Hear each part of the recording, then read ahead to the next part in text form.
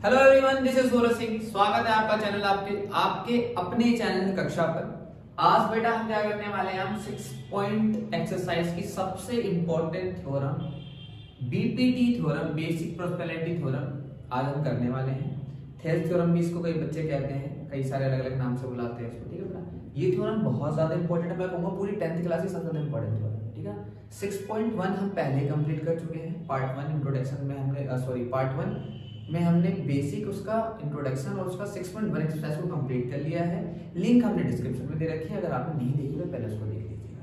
इसके बाद हम ये पार्ट 2 है जिसमें हम इसकी थ्योरम कंप्लीट करेंगे जो कि बहुत ज्यादा जरूरी है, और नेक्स्ट पार्ट में हम 6.2 एक्सरसाइज को करेंगे, ठीक है बेटा। तो इंपॉर्टेंटली हम पहले देख लेते हैं कि हमें थ्योरम किस तरीके से बोलेगा। इस थ्योरम का नाम मैंने आपको बताया था कि शॉर्ट फॉर्म में इसको बोलते हैं बीपीटी। कुछ बच्चे इसको थेल्स भी कहते हैं। थेल्स बच्चे क्या कहते हैं, आपने भैया इतने सारे नाम इन लोगों ने धरा के हम क्या करते हैं, या तो बीपीटी थ्योरम पूछ लेगा या थेल्स थ्योरम पूछ लेगा, या आपसे डायरेक्टली पूरी एक लाइन लिखी हुई है जो मैंने ऊपर मेंशन कर रखा है, आप देख सकते हैं। इसमें लिखा हुआ है कि if a line is drawn parallel to one side of a triangle, कि कोई ट्रायंगल मेरे पास गिवन है, उसके पैरेलल वन साइड के पैरेलल अगर मैं कोई दूसरी लाइन खींचता हूं जो कि इंटरसेक्ट करती है, intersect the other two side in distinct points, अलग अलग पॉइंट्स पे कहीं पर उसको काटती है, तो other two sides are divided in the same ratio. तो जो ये रेशियो है दोनों डिवाइड, अगर ये इसके पैरेलल है, ये लाइन अगर इसके पैरेलल है, तो ये जो इसको काटेगी ना वो सेम रेशियो में काटेगी। इसका मतलब क्या है, अगर मैं इसका नाम रख दूं ए बी सी, इसका नाम रख दूं पी और क्यू, तो ये कह क्या रहा है कि पीसी अपॉन में ए बी और सी क्यू अपॉन में डी क्यू, ऐसा कुछ आएगा। हमें इसे क्या करना है, प्रूव करना है। प्रूव हमें करके दिखाना, हमें we have to prove this. Prove कैसे करेंगे बेटा, प्रूव कैसे करेंगे, थ्योरम्स क्या होती है ना, थ्योरम को बिल्कुल बेसिक तौर से समझ के करना है, बिल्कुल इसमें कोई ये गणित नहीं है अलग तरीके से, एक प्रॉपर वे है, उसी प्रॉपर वे में हम इसको करेंगे, ठीक है बेटा। स्टार्ट करते हैं इसको करना कैसे है। तो सबसे पहली बात, ट्रायंगल ऑफ एरिया क्या होता है, आपको अगर आपको पता है पूछो ट्रायंगल ऑफ एरिया क्या होता है, तो ट्रायंगल ऑफ एरिया क्या होता है बेटा, जल्दी से बता दो। ट्रायंगल ऑफ एरिया क्या होता है, ट्रायंगल ऑफ एरिया होता है 1/2 हाइट इनटू बेस, ठीक है ना। ये फॉर्मूला आपको पता होना चाहिए, 1/2 हाइट इनटू बेस, ठीक है। अब मैंने जो पूछा है, मैं क्या करूंगा, इस ट्रायंगल का पहले एरिया निकालूंगा, ठीक है। फिर मैं क्या करूंगा, एक ट्रायंगल ऐसा बनाऊंगा, फिर मैं इस ट्रायंगल का एरिया निकालूंगा, ठीक है। अब ट्रायंगल के एरिया के लिए क्या चाहिए मुझे, हाइट चाहिए, बेस चाहिए।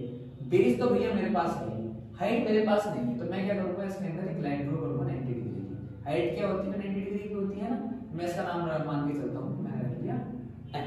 तो एरिया ऑफ ट्रायंगल P, ढंग से नाम लिख लेते हैं, P इसका नाम क्या है, Q, और ये आपका C साफ सुथरा है। तो triangle of PQC, area of triangle PQC बराबर 1/2, बेस क्या हो गया बेटा आपका PC, बेस हो गया PC, और हाइट क्या हो गई आपकी M की। आ रही है बात समझ, इजी है। सेम मैं क्या करूंगा, इसके बिल्कुल प्रोपोर्शनल में, इसके अपॉन में मैं क्या कर लूंगा, क्योंकि मुझे प्रोपोर्शन में आंसर चाहिए बेटा, तो मुझे अपॉन में काम करना पड़ेगा। मैं ट्रायंगल PAQ का एरिया ऑफ ट्रायंगल PAQ का ध्यान से समझना। बेस क्या हो गया, 1/2 हाइट इनटू बेस होता है ना बेटा, बेस क्या हो गया आपका AP, और हाइट बेटा आपकी सेम होगी MQ। आप पूछोगे भैया ये लाइन तो इस ट्रायंगल पे भी नहीं आ रही है, इसकी हाइट कैसे हो गई बेटा। हाइट क्या होती है ना, किसी भी चीज की मैक्सिमम लेंथ कहां पर है। मैं अगर बात करूं कि मेरी हाइट, तो मेरी हाइट यहां तक कंधे तो थोड़ी देखी जाएगी, मेरी हाइट होगी यहां तक, प्रॉपर यहां तक हाइट होगी ना। तो कोई ट्रायंगल मान के चलो, अगर मैंने ऐसे बना रखा है, तो मेरी लंबाई ये थोड़ी होगी, लंबाई तो ये होगी ना, उसकी मैक्सिमम लेंथ जमीन से कहां तक की है, मैं टेढ़ा हो जाऊंगा और मेरी लेंथ तो इसके हिसाब से हमेशा करी जाएगी ना। तो ये जो हाइट होती है ना, हमेशा 90 डिग्री में बनी होती है आपकी, 90 डिग्री पे जो लेंथ होगी आपकी वो लेंथ होती है। तो ऐसे ही ये जो हमारा टेढ़ा बना हुआ था, इसका मतलब यहाँ पर क्या हुआ कि ये लाइन 90 डिग्री पे यहाँ जा रही है, ये ट्रायंगल यहाँ पे ये टेढ़ा है, तो 90 डिग्री की लाइन मेरे को यहीं मिली है, या ये हाइट यहीं पर होगी, समझ आई बात, ठीक है भैया। अब क्या करना है आपको, 1/2 से 1/2 कैंसिल, M2 से M2 कैंसिल, क्या बचेगा कि area of triangle PQC upon में area of P Q A बराबर पी सी अपॉन में ए। अगली बात समझ। उसके बाद मैं क्या करूंगा, इसको डबल फेस से करूंगा। डबल फेस से मतलब क्या है कि अब मैं ट्राइंगल दोबारा से पी क्यू सी का ही एरिया निकालूंगा, area of P Q C ही निकालूंगा, बट अब की बार मैं बेस क्या करूंगा, सी क्यू को रखूंगा। सी क्यू को रखूंगा और हाइट में बना लूंगा अब की बार ये। आ रही बात समझ। तो मेरा क्या हो गया 1/2, बेस क्या हो गया आपका सी क्यू मल्टीप्लाई, मैंने इसका नाम रख लिया मान के चलो n, तो ये हो गया आपका पी एन, ये आपका हो गया पी एन। सेम नीचे क्या करूंगा मैं इसके, सेम नीचे क्या करूंगा मैं इसके एरिया ऑफ एक लाइन यहाँ ड्रॉ करूंगा। इस ट्रायंगल का नाम क्या होगा, P Q B, area of P Q B. इसको कैसे सोल्व करूंगा, 1/2 बेस क्या होगा आपका बी क्यू इंटू हाइट। बेटा जैसे मैंने इसके अंदर बताया था कि आपका ट्रायंगल ये वाला था, हाइट मैंने एम क्यू ली थी, ऐसे इसके अंदर ट्रायंगल ये वाला होगा, हाइट क्या होगी पी एन होगी। हाइट क्या होगी आपकी पी एन होगी। पी एन से पी एन कैंसिल हो गया, 1/2 से 1/2 कैंसिल हो गया, area of P Q C upon में area of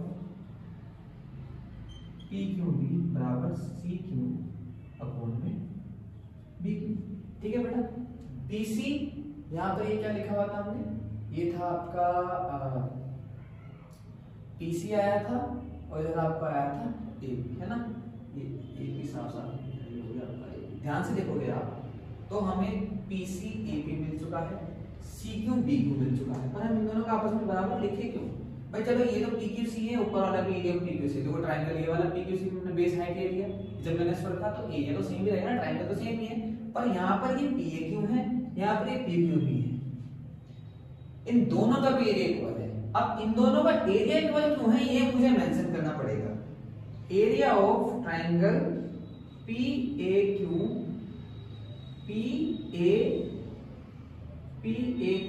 and area of triangle P Q B are equal. पर इक्वल है क्यों, इक्वल इसलिए बेटा आपने अगर एक चीज याद हो आपको तो सेम बेस पर अगर कोई ट्रायंगल बनाया जाता है, सेम पैरेलल लाइन के बीच में कोई ट्रायंगल होता है तो हमेशा उनका एरिया इक्वल होता है। कोई भी दो ट्रायंगल यहाँ पे मान के चलो अपने एबीसी और एबीडी ले लिया तो एबीसी का एरिया एबीडी के इक्वल होगा। क्यों, क्योंकि ये दोनों सेम बेस पर सेम पैरेलल के बीच में सेम चीज रिपीट यहाँ पर हो रही है। ये दोनों ही triangle P Q B A और P Q B same base P Q पर आ रहे because they are on same base. They are on same base क्या है बेटा, दोनों ट्रायंगल सेम बेस पर आ रहे हैं पी क्यू पे and in between two parallel line. अभी मैंने आपको बताई ये चीज कि भाई सेम बेस तो होना चाहिए, सेम पैरेलल लाइन के बीच में भी होनी चाहिए। ध्यान से देखो पी क्यू और ए बी पैरेलल इन्होंने हमें पहले से दिया हुआ है, तो P Q parallel A B. ये मेन चीज है, सबसे मेन चीज है ये कि ये दोनों ट्रायंगल बराबर होंगे जब इन दोनों का आपस में बराबर लिख सकते हैं। इक्वेशन नंबर 1 और इक्वेशन नंबर 2 हम कैसे बताएं भाई, पी क्यू सी तो बराबर हो गया, पर पी ए क्यू और पी क्यू बी क्यू बराबर है क्योंकि ये दोनों ट्रायंगल सेम बेस पे और सेम पैरेलल लाइन के बीच में है। सो अगर ये दोनों बराबर है so equation first and equation second are equal. ये दोनों इक्वल हैं, इक्वल है तो क्या आ जाएगा PC upon AP, PC upon AP बराबर C Q upon B Q hence हमने इसको प्रूव कर दिया। आई बात समझ बेटे। आईपीपीटी थ्योरम सबसे इंपॉर्टेंट थ्योरम जो आपको बतानी है, बहुत आसान थ्योरम है, आप इसको समझे ध्यान से, आपको कुछ नहीं करना, आपको इतनी सी बात याद रखनी है। आपको इस ट्रायंगल के एक बार बेस की हाइट ली, बेस की हाइट ली, एक बार ये मैंने यहाँ निकाला, ये एक बार मैंने यहाँ निकाला, ठीक है ना। जब मैंने बेस पीसी रखा तो हाइट में क्यों हो गई, जब मैंने बेस सी को रखा तो हाइट में पीएन हो गई, खत्म बात। इतनी सी बात समझ आई। उसके बाद मैंने क्या दिमाग लगाया, मैंने क्या दिमाग लगाया, थ्योरम के अंदर दिमाग है तो भाई जिसने भी ये निकाले हुए थ्योरम उसका दिमाग है, हम तो समझ के आपको समझा रहे हैं। दोनों ही ट्रायंगल सेम बेस पर है, PQA और PQB और सेम पैरेलल लाइन के बीच में इनकी एरिया इक्वल होगा। एरिया इक्वल होगा तो मैं क्या करता हूँ कि पहले इस वाले के एरिया निकाल लेता हूँ, फिर इस वाले के एरिया निकाल लेता हूँ। उन दोनों से मैं क्या निकाल लूंगा, उससे क्या है कि ये मेरी जो हाइट है दोनों में MQ आ रही है, इसमें भी MQ आ रही है, इसमें MQ से MQ कट जाएगा, PN से PN कट जाएगा, दोनों की हाइट सेम थी। मेरे पास क्या बचेगी, खाली साइड्स बचेगी, साइड्स प्रोपोर्शन में आ जाएगी, प्रोपोर्शन से मेरा आंसर आ जाएगा। बात खत्म, थ्योरम हो गया आपकी खत्म। आपको अगर समझ आई हो तो प्लीज हमें फीडबैक दीजिएगा, नहीं समझ आई तो भी फीडबैक दीजिएगा, हम इसको अगली वाली चीजों को या अपने आप को इंप्रूव करने की कोशिश करेंगे। आपका सपोर्ट हमारे लिए बहुत ज्यादा जरूरी है, हमें अपनी चीजों को ठीक करने में, कवर करने में हमें एक तरीके से एक्साइटमेंट देती है कि हाँ भी चीजें हमारे हिसाब से काम कर रही है, नहीं भी कर रही है तो हम अपने आप को इंप्रूव करेंगे। हर चीज में फीडबैक की जरूरत होती है, अगर आप भी गलत करें तो आपको फीडबैक की जरूरत है। जैसे आपकी पर्सनली कहीं कोचिंग जा रहे हो तो आप वहां से फीडबैक की उम्मीद करोगे कि टीचर आपको फीडबैक दे, तभी आप चीजें ठीक कर पाओगे। जब तक आपको फीडबैक नहीं देगा आप भी ठीक नहीं कर सकते। ठीक है बेटा, तो आपसे मिलते हैं हम 6.2 एक्सरसाइज में। 6.1 हम पहले कंप्लीट कर चुके हैं, ये हमारा बेसिक यहाँ पे खत्म कर लिया, हमने थ्योरम भी कंप्लीट कर ली है। नेक्स्ट वीडियो में मिलेंगे, जब तक आपको क्या करना है, आपको पढ़ते रहना, अपना ध्यान रखना है, चीजों को बहुत तरीके से समझदारी से करना है। कोई भी चीज आपको हमसे पूछने हम आपकी पूरी की पूरी हेल्प करने की कोशिश करेंगे। जय हिंद, जय भारत।